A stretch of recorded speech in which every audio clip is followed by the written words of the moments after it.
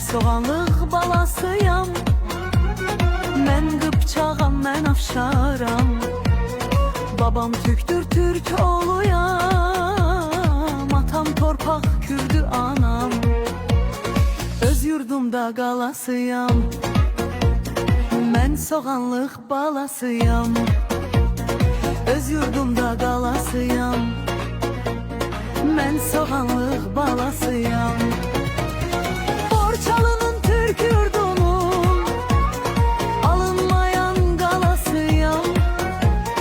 Çox düşmənin qarşısında mərd dayanan Koroğluyam. Öz yurdumda qalasıyam.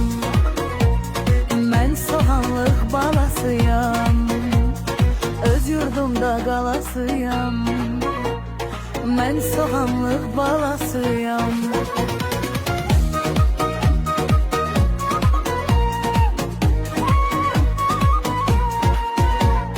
Qılınc səsi ruhumda can.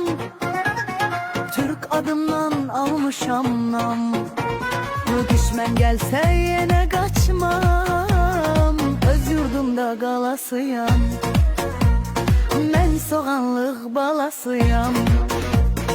Öz yurdumda qalasıyam. Mən soğanlıq balasıyam.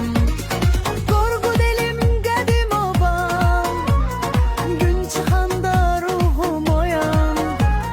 Elim obam, mənim qalam. Öz yurdumda qalasıyam. Mən soğanlıq balasıyam. Öz yurdumda qalasıyam. Mən soğanlıq balasıyam.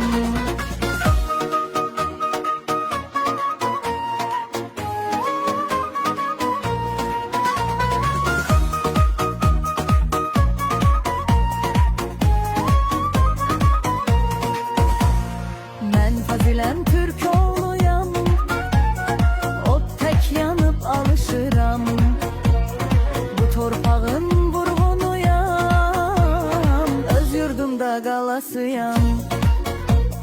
Mən soğanlıq balasıyam. Fazil Afşar bun türkü.